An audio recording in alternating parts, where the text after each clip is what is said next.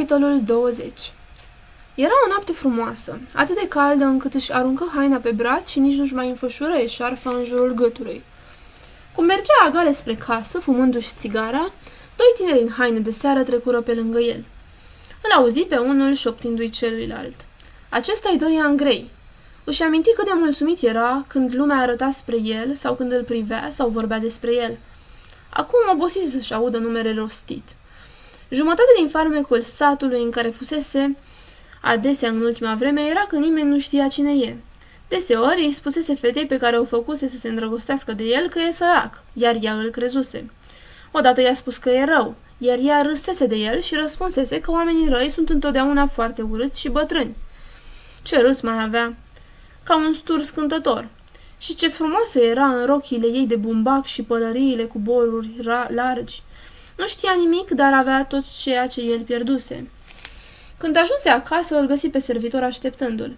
Îl trimise la culcare și se aruncă pe sofaua din bibliotecă, unde începu să se gândească la unele dintre lucrurile pe care îi le spusese lordul Henry. Era adevărat oare că oamenii nu se pot schimba? Simți un dor nebun după puritatea intactă a adolescenței. Adolescența lui, alb-roză, cum o numise odată lordul Henry. Știa că se murdărise singur, că mintea îi era coruptă și alimentase fantezia cu orori, că ajunsese o influență nefastă asupra altora și că gustase acest lucru cu o bucurie teribilă. Mai știa că de la cei a căror viață se intersectase cu a sa, primise promisiuni minunate și încurajatoare pe care le târâse în noroi. Dar nu era cu putință să recupereze măcar ceva. Nu era nicio speranță pentru el. În ce moment monstruos și pătimaș se rugase ca portretul să poarte povara zilelor lui, iar el să-și mențină splendoarea nepătată a tinereții eterne. Întregul lui eșec se datora acestui lucru. Ar fi fost mai bine pentru el dacă fiecare păcat al vieții ar fi adus odată cu el și pedeapsa neîntârziată. În pedeapsă există purificare. Nu iartă greșelile noastre, ci pedepsește-ne pentru fără de legile noastre. Ar trebui să fie rugăciunea unui om față de un Dumnezeu cu adevărat drept. Oglinda cu rama ciudat sculptată pe care lordul Henry i-o dăduse cu atâția ani în urmă stătea pe masă, iar cupidonii cu membrele lor albe râdeau în jurul ei ca în vechime. O ridică, așa cum făcuse în noaptea aceea a ororii, când remarcase pentru prima oară schimbarea din tabloul fatal și privi în luciul ei poleit cu ochi sălbatici împăienjeniți de lacrimi. Odată, cineva care îl iubise teribil îi scrisese o scrisoare nebunească, sfârșind cu aceste cuvinte idolatre: "Lumea s-a schimbat pentru că tu ești făcut din filde și aur. Curbura buzelor tale rescrie istoria." Frazele îi reveniră în memorie și le repetă iar și iar ca pentru sine. Apoi își detestă propria frumusețe și, aruncând oglinda pe podea, o strivi cu călcâiul. Propria frumusețe îl ruinase. Frumusețea și tinerețea pentru care se rugase. Dacă n-ar fi existat aceste două lucruri, viața lui ar fi nepătată. Frumusețea nu-i fusese decât o mască, tinerețea ceva batjocoritor. Ce e de fapt tinerețea? Un anotimp verde și necopt, un anotimp al stărilor superficiale și gândirilor bolnăvicioase. De ce îi purtase livreaua? Tinerețea îl stricase. Era mai bine să nu se gândească la trecut. Nimic nu-l mai putea schimba. La el și la viitorul lui trebuia să se gândească. James Vane era ascuns într-un mormânt fără nume în curtea bisericii din Shelby. Alan Campbell se împușcase într-o noapte în laborator, dar nu dezvăluise secretul pe care fusese forțat să-l afle.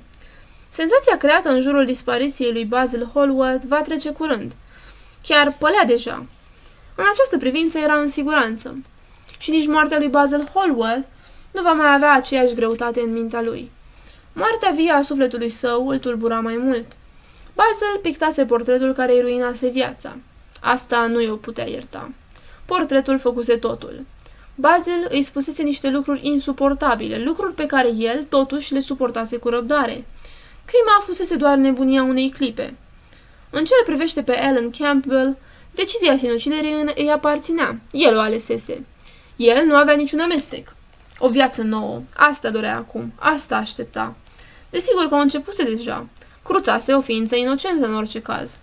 Nu va mai provoca inocența de acum înainte. Va fi bun. În timp ce se gândea la Hetty Merton, începu să se întrebe dacă portretul din camera încuiată se schimbase. Sigur, nu mai era atât de oribil cum fusese. Poate că dacă viața lui se purifica, va fi capabil să alunge orice semn de patimă diabolică de pe față. Poate că semnele răului deja dispăruseră. Se va duce să vadă. Luă lampa de pe masă și se strecură sus.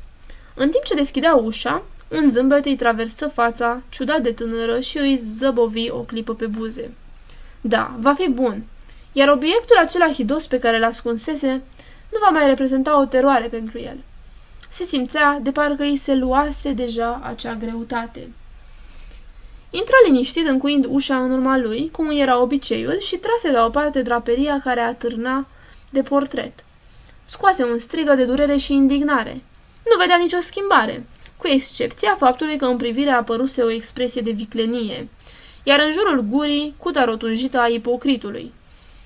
Obiectul acela era tot detestabil, mai detestabil dacă se poate spune decât înainte, iar broboana aceea stacojie care îi păta mâna părea mai strălucitoare și mai aproape de culoarea sângelui proaspăt vărsat. Atunci începu să tremure. Doar vanitatea îl făcuse să facă singura lui faptă bună? Sau dorința de a cunoaște o nouă senzație la care făcuse aluzie lordul Henry cu râsul lui batjocoritor? Sau acea pasiune de a juca un rol care ne obligă să facem lucruri mai bune decât noi înșine? Sau poate toate la oaltă? Și de ce era pata roșie mai mare decât fusese? Părea că se întinsese ca o boală oribilă printre degetele ridate. Era sânge pe picioarele pictate, de parcă picurase de pe mână. Chiar sânge pe mâna care nu ținuse cuțitul. Să mărturisească? Însemna oare că trebuia să mărturisească? Să se predea și să fie executat? Râse. Simțea că ideea e monstruoasă. În afară de asta, chiar dacă ar mărturisi, cine l-ar crede? Nu era nicio urmă de om ucis nicăieri. Tot ce aparținuse fusese distrus. El însuși arsese ceea ce fusese la parter. Lumea ar putea spune pur și simplu că e nebun. L-ar închide dacă ar continua cu povestea. Totuși, era datoria lui să mărturisească, să îndure rușinea în public și să îi spășească tot în public. Era un Dumnezeu care le cerea oamenilor să-și pună păcatele celor din cer și celor de pe pământ. Nimic nu-l putea purifica până nu-și mărturisea propriul păcat. Propriul păcat. Dădu din numeri. Moartea lui Basil Hallward îi se păru un lucru minor.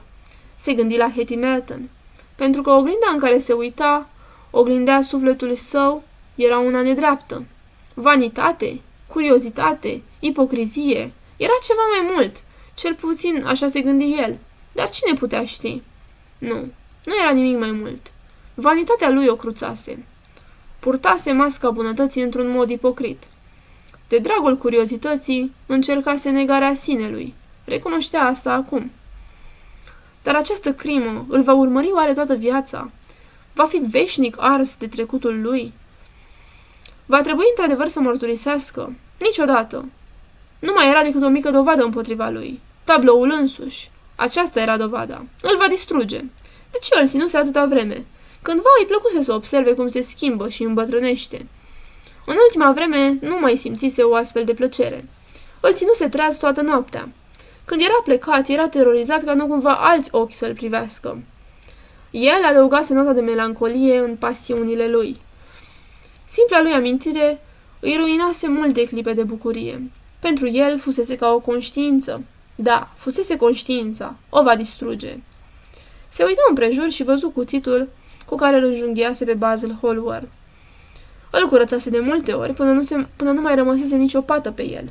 Era strălucitor și sclipea. Cum l-a ucis pe pictor, așa îi va ucide și opera și tot ce însemna asta. Va ucide trecutul și când acesta va muri, el va fi liber. Va ucide această monstruoasă viață-suflet și fără avertizmentele lui hidoase va fi liniștit. Își făcă obiectul și îl împlântă în tablou. Se auzi un strigăt și zgomotul căderii. În agonia lui, strigătul era atât de oribil încât servitorii speriați se treziră și se strecurară afară din camerele lor. Doi domni care treceau prin piață se opriră și se uitară la casa impunătoare. Merseră până întâlniră un polițist și luară cu ei. Omul scutură clopoțelul de la intrare de mai multe ori, dar nu răspunse nimeni.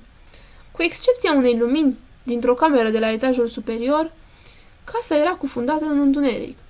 După un timp plecă și se postă în porticul arăturat, așteptând să vadă ce se întâmplă. "A cui e casa, domnule polițist?" întrebă domnul mai vârstnic.